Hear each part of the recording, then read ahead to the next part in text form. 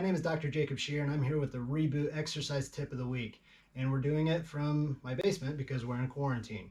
So one of the exercises that I want to show today is the Turkish Getup. The Turkish Getup is really one of my favorite exercises. It's great for patients who are trying to rehabilitate themselves, all the way up to the professional athlete who's trying to get that extra gain in stability and movement. So one of the ways that I like to think about the Turkish Getup is to break it down into thirds, because it's a lot of advanced movements, and if you try to do it all at once, it almost becomes too daunting. So one of the exercises, or one of the drills that I want to show you today is one of the ways to get your Turkish Getup to get started. I think it's a good idea to start where you should begin, and we're going to start with that first third. Okay, so all we're going to do, and it's really important to look at the Turkish Getup as a neurological reset as much as it is, a strength exercise or a core exercise. So we want to approach it that way, and that's why we do this a little bit different than some of the others. But this is the way that I was taught, and this kind of helps reestablish those base level neurological principles that we're really big on here at Reboot.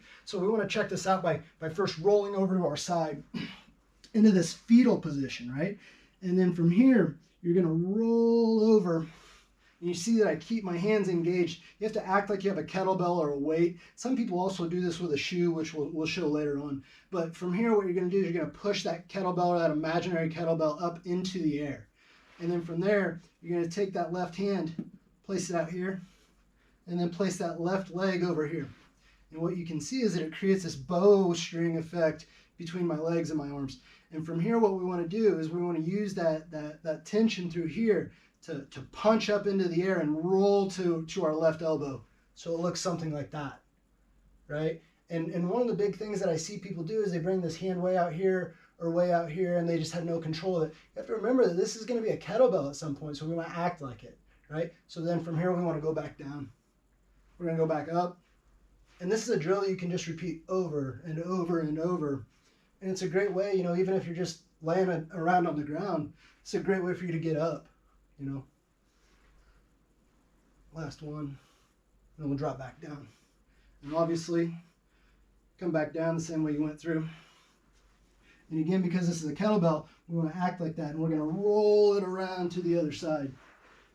And then from here, we're going to roll back up. So now we've got the kettlebell in this left hand. We're going to keep this here. Hand goes out just like it did on the other side. Right leg now, you got the bowstring effect. And then from here, you're just gonna punch that hand up into the air and go from here. 1,